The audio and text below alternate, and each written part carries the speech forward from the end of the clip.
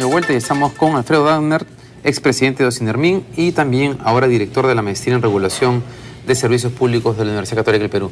Señor Alfredo Dagnert, buenas noches, gracias por estar acá. Gracias más bien por invitarme y un saludo a todos los televidentes. Bien, lo invitamos para conversar sobre el tema de esta posibilidad de que haya restricciones en el tema eléctrico en las próximas semanas, pero también quisiéramos luego conversar sobre este informe que presentamos respecto a la posibilidad de que haya concertación en los grifos, en los precios del gas natural. Por supuesto. Comencemos por el primer tema. ¿Por qué hay esta posibilidad o ya es un hecho que va a haber ciertos recortes de energía eléctrica desde este mes? Bueno, en realidad lo que sucede, y quizás, como es un tema difícil, quizás no lo hemos explicado a lo largo de estos años, siempre hay riesgos en el sistema eléctrico. Peruano. En el sistema eléctrico peruano y en cualquier país. O sea, yo creo que en el Perú es uno de los países donde hemos tenido el menor número de apagones, y se puede ver lo que sale en las noticias. Ha habido el apagón de Nueva York, hace años el de California, en Europa han habido apagones por más de un día en todo un país y situaciones de este tipo. En el Perú en realidad estamos razonablemente bien en el abastecimiento de electricidad. Lo que sucede cuando se hacen las proyecciones es que, y eso me parece bien, se hace un análisis de qué pasa si falla una parte del sistema. En el caso peruano, por ejemplo, ha crecido mucho el abastecimiento del gas de Camisea a través de un ducto, y por eso está bien que haya un segundo ducto que va a ir hacia el sur. Porque cualquier falla en este ducto implica pues un recorte de casi de un 35% del potencial eléctrico del país. O sea, el gas de Camisea explica aproximadamente el 35% de la generación eléctrica. Más o menos, quizás un poquito más, sí, en promedio. Y ese es un riesgo que siempre ha habido. Lógicamente que antes era el menor porcentaje cuando recién comenzó en el 2004, pero el porcentaje ha ido creciendo a lo largo de más de 10 años. Entonces, es algo con lo cual hemos estado viviendo y que es lógico que suceda hasta que hayan nuevos ductos. En cualquier país donde se desarrolla la industria de gas natural se comienza de esa manera. El segundo tema es el tema del mantenimiento de las hidroeléctricas. Luego los ríos también tienen que desarenarse cerca de las represas porque se va acumulando arena. Entonces cada cierto tiempo se hace este mantenimiento.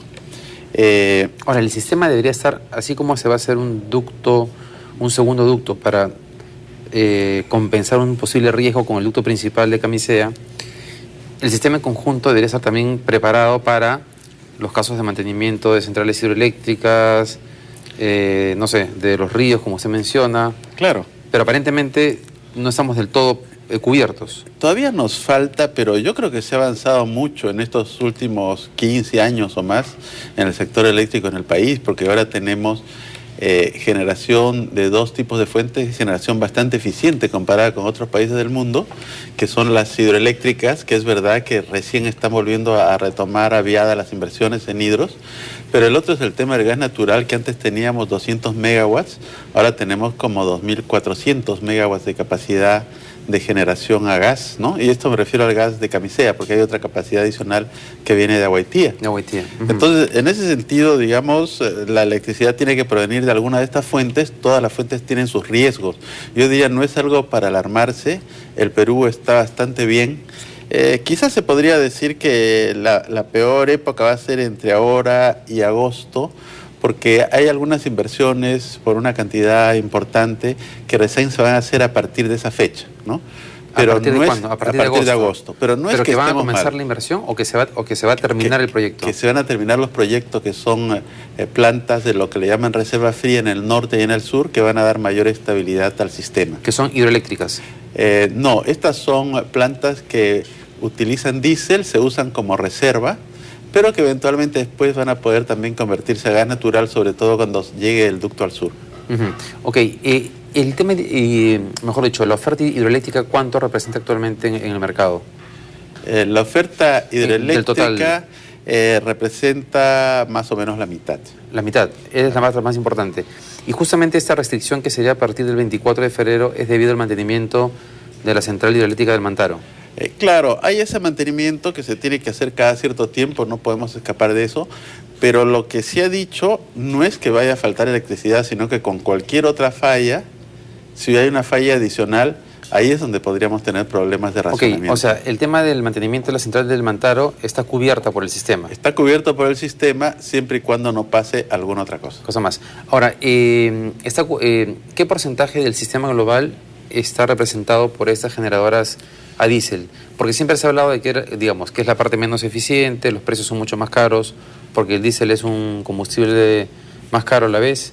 Claro, por eso de lo que se trata es que estas generadoras a diésel o a petróleo residual, ¿no? que es el mismo precio, estas generadoras son generadoras de respaldo. ¿Qué quiere decir? Que se tiene una inversión que no se utiliza hasta el momento de necesitarla, ¿no? Entonces, son solamente caras en el momento en que tienen que entrar a producir, que son normalmente por pocas horas o pocos días en un año. Entonces, ¿este va a ser el caso?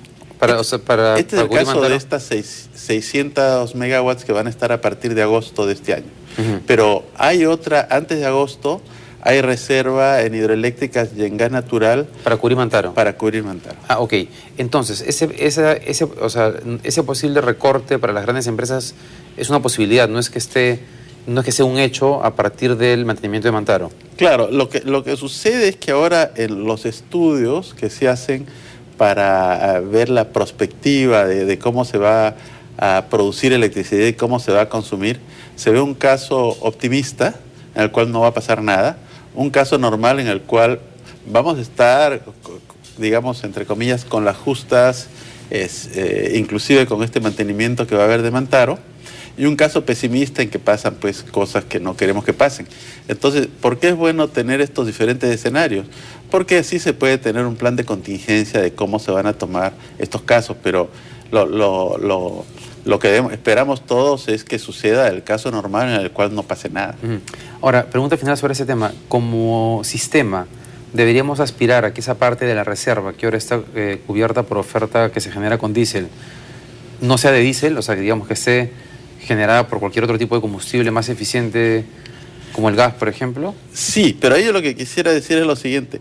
Siempre tiene que haber una reserva donde las máquinas son más baratas y el combustible es más caro, porque estas máquinas que están paradas, si son máquinas muy caras, su costo de inversión afecta mucho el sistema. Claro. En cambio, si son máquinas que son baratas por costo de inversión, luego cuando utilicen combustible como lo van a utilizar poco tiempo durante el año, no van a afectar menos al sistema que si se tuviera grandes máquinas paradas que el público tendría que pagar por ese activo inmóvil.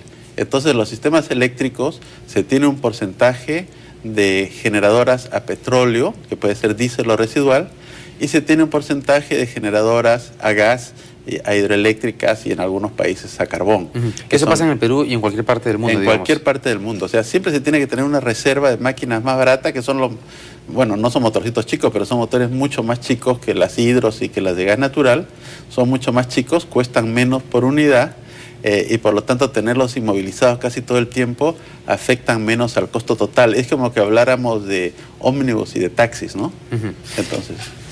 un tema que no pensaba tocar, pero ¿cómo va el tema de las energías renovables, el tema eólico? Porque ha habido anuncios en los últimos 2 años de empresas que estaban interesadas o que incluso ya han comenzado inversiones en el país.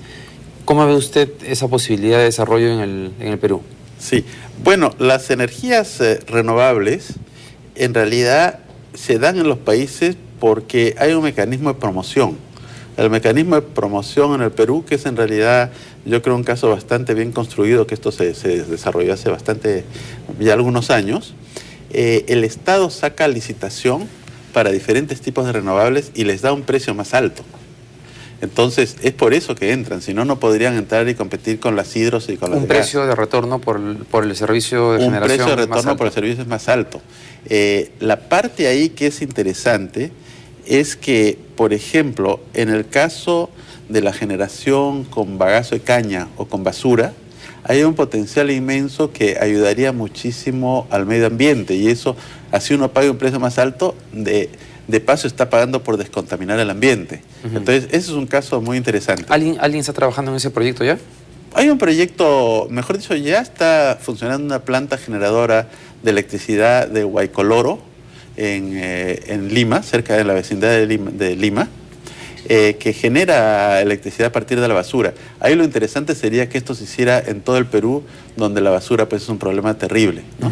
Desde el punto de vista de bagazo de caña, Paramonga y otras empresas tienen generación a partir de bagazo de caña. O sea, el tema es hacer que eso sea, que sea mucho más grande. Claro, y el otro tema que es muy interesante, que la electricidad fotovoltaica, o sea, a partir de la luz del sol, es más barata en las comunidades aisladas, en muchos casos, que llevar líneas de transmisión que vayan desde el sistema normal, del sistema principal, porque están muy lejos, los consumidores son pocos, entonces paneles solares salen más baratos que jalar grandes líneas de transmisión. Esa energía también es muy interesante. Lo que usted nos está diciendo es que con esa ley de promoción uno debería esperar que en los próximos años haya como una explosión de las inversiones en esas energías renovables en el país en general, ¿o falta hacer algo más?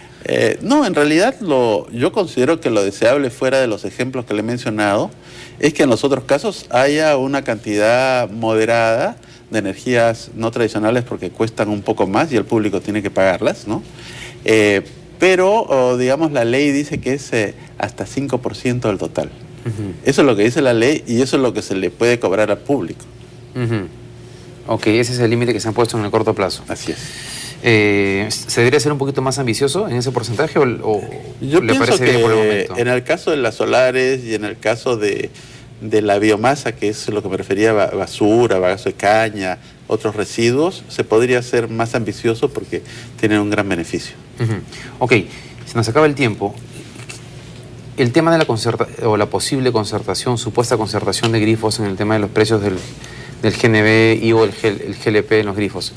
Usted, que es expresidente de Osnermin y que veía esos temas de cerca, ¿hay posibilidad de concertación en este mercado? Bueno, yo creo que lo más importante primero es saber que el precio del gas natural ha subido de 80 centavos a casi $3 por millón de BTU. En el mercado internacional. En el mercado peruano, porque con el contrato con Pluspetrol, donde en realidad el precio debería ser más cercano a $3, se dio un periodo promocional para el gas natural vehicular, se dio un precio promocional de 80 centavos por millón de BTU, donde los BTU son la medida de volumen. De 80 a 3. Y ha subido de 80 a 3 porque así estaba en el arreglo que hizo el gobierno ya hace algún tiempo con Pluspetrol. Ahora es un salto bien grande, ¿no? Es un salto grande, era una medida promocional, quizás se debió advertir más a la gente. Ahora, yo haciendo un pequeño análisis, todavía el que utiliza gas natural vehicular está pagando 20% menos que utilizando GLP,